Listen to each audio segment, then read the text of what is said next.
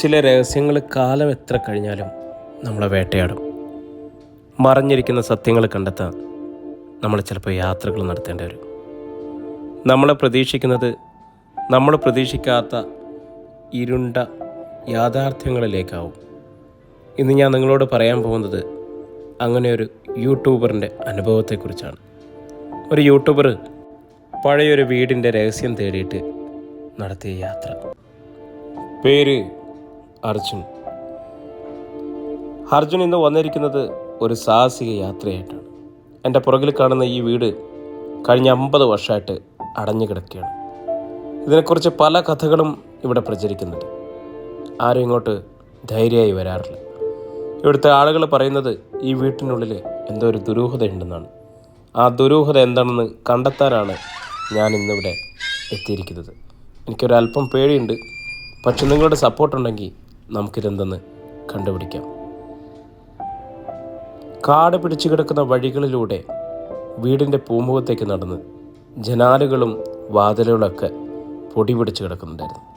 ഭയാനകമായ ഒരു അന്തരീക്ഷമാണ്. ഈ വീടിന് ഒരു പ്രത്യേകതയുണ്ട്.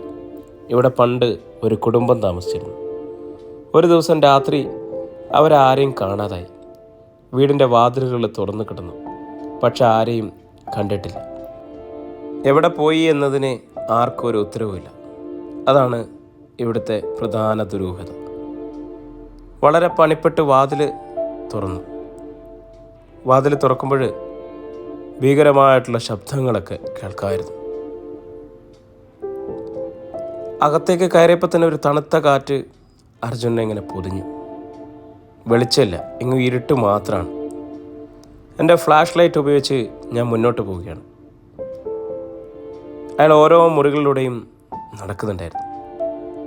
പൊടി പിടിച്ച ഫർണിച്ചറുകൾ തകർന്നടിച്ച നിലയിൽ ഓരോ മുറിയിലും ക്യാമറ കൊണ്ട് അങ്ങനെ ചുറ്റി നടന്നു.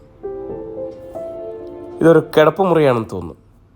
പഴയ കട്ടിലും തകർന്ന ഷെൽഫും ആരും ഉപയോഗിച്ചിട്ടില്ലാന്ന് വർഷങ്ങളായിട്ടുള്ള വ്യക്തം. അയാളൊരു മുറിയിലെത്തുന്നു. അവിടെ ഒരു പഴയ കളിപ്പാട്ടം നിലത്ത് കിടക്കുന്നുണ്ടായിരുന്നു. അർജുൻ അത് കയ്യിലെടുത്തു. ഈ വീട്ടിൽ കുട്ടികളുണ്ടായിരുന്നിരിക്കണം. അടുത്ത മുറിയിലേക്ക് പോയി നോക്കി. അതൊരു അടുക്കളയായിരുന്നു. അവിടെ പഴയ പാത്രങ്ങൾ ചിതറി കിടക്കുന്നുണ്ട്. പെട്ടെന്നൊരു ശബ്ദം കേട്ടു. എന്താണത്? ഒരുപക്ഷെ പൂച്ചയായിരിക്കും. കൂടുതൽ ശ്രദ്ധയോടെ മുന്നോട്ട് പോകുമ്പോൾ ഒരു മുറിയിലെത്തുമ്പോൾ ചുമരിലെ പഴയ കലണ്ടറിൽ അവിടെ ഒരു തീയതിയിൽ ചുവന്ന മഷി കൊണ്ട് വട്ടം വരച്ചിരിക്കുന്നു. ജൂലൈ 15. ഈ കലണ്ടർ എന്തിനാണ് ഈ തീയതികളിൽ മാർക്ക് ചെയ്തിരിക്കുന്നത്? ജൂലൈ 15 എന്തായിരിക്കും അതിൻ്റെ പ്രാധാന്യം? ഒരു ജനൽപ്പാളി വലിയ ശബ്ദത്തോടെ അടഞ്ഞു. അർജുൻ പെട്ടെന്ന് പിന്നോട്ട് മാറി. ഓ മൈ ഗോഡ്, എനിക്കത് സഹിക്കാൻ വയ്യ, ഇവിടെ എന്തോ ഉണ്ട്. പെട്ടെന്ന് വേഗം നടന്ന് അടുത്ത മുറിയിലേക്ക് പ്രവേശിച്ചു. അതൊരു ചെറിയ ലൈബ്രറി മുറി പോലെ തോന്നി. പഴയ പുസ്തകങ്ങൾ ചിതറിക്കിടക്കുന്നുണ്ട്. വേഗം ഒരു പുസ്തകം എടുത്ത് തുറന്നു നോക്കി. അതിൽ ചില ചിത്രങ്ങളോ എഴുത്തുകളോ ഉണ്ടായിരുന്നു. ഇതൊരു ഡയറി കുറിപ്പ് പോലെ തോന്നുന്നുണ്ട്. എഴുതിയിരിക്കുന്നതൊന്നും വ്യക്തമല്ല, പക്ഷെ അതിൽ വരച്ചിരിക്കുന്ന ചിത്രങ്ങൾ വളരെ വിചിത്രമായിരുന്നു. പുസ്തകത്തിൻ്റെ താളുകൾ പതിയെ മറച്ചു നോക്കി. പെട്ടെന്നൊരു പേജിൽ നിന്ന് ഒരു ചെറിയ താക്കോല് താഴെ വീണു. ആ താക്കോലെടുത്തു. ഒരു താക്കോല്.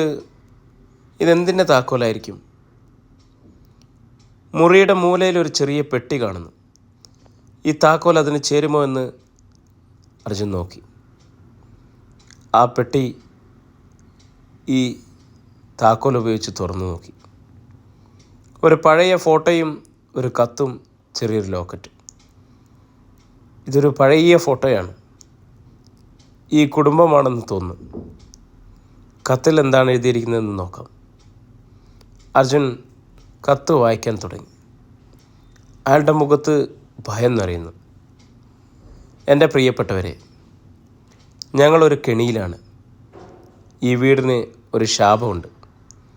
ഓരോ ജൂലൈ 15-നും ഇവിടെ അമാനുഷിക ശക്തികൾ ഉണരും. അവർ ഞങ്ങളെ വേട്ടയാടുകയാണ്.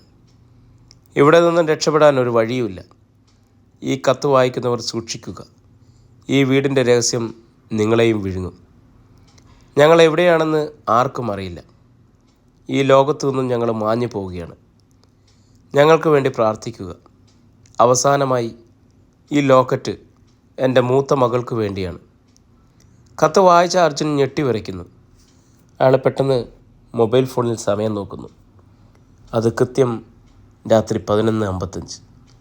പുറത്ത് എവിടെ നിന്നോ ഭയപ്പെടുത്തുന്ന ശബ്ദങ്ങൾ കേൾക്കുന്നുണ്ട്. കാറ്റത്ത് ജനൽപ്പാളികൾ അലറി വിളിക്കുന്നു. ഓനോ, ഇന്ന് ജൂലൈ 15. എനിക്കിവിടെ നിന്നും രക്ഷപ്പെടണം. അർജുൻ പെട്ടെന്ന് ക്യാമറയും സാധനങ്ങളും എടുത്ത് ഓടാൻ തുടങ്ങുകയാണ്.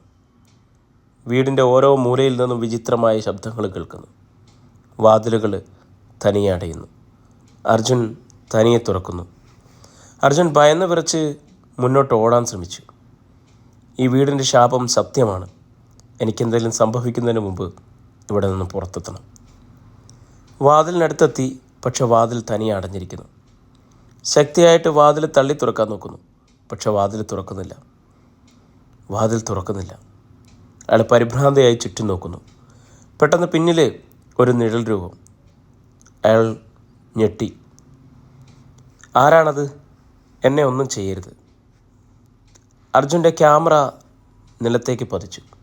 അതിൽ മനുഷ്യൻ്റെ രൂപമല്ലാത്ത ഭീകരമായ എന്തോ ഒന്ന് ക്യാമറയിൽ പതിഞ്ഞു. അർജുൻ എന്ന യൂട്യൂബറെ പിന്നീട് ആരും കണ്ടിട്ടില്ല. അയാളുടെ ക്യാമറ മാത്രമാണ് ആ വീട്ടിൽ നിന്നും കണ്ടുകിട്ടിയത്. ക്യാമറയിലെ അവസാന ദൃശ്യങ്ങൾ ഇന്നും ഒരു പ്രഹേളികയായി അവശേഷിക്കുന്നു. ജൂലൈ 15 എന്ന തീയതി ആ വീടിൻ്റെ ദുരൂഹതകളുമായി ഇന്നും ബന്ധപ്പെട്ടിരിക്കുന്നു. നിങ്ങൾക്ക് ഈ വീടിനെക്കുറിച്ച് കേട്ടിട്ടുണ്ടോ? നിങ്ങളുടെ അഭിപ്രായങ്ങളെ താഴെ കമൻറ്റ് ചെയ്യുക. അടുത്ത ഒരു സാഹസിക യാത്രയുമായി ഞാൻ വീണ്ടും വരും. അതുവരെ.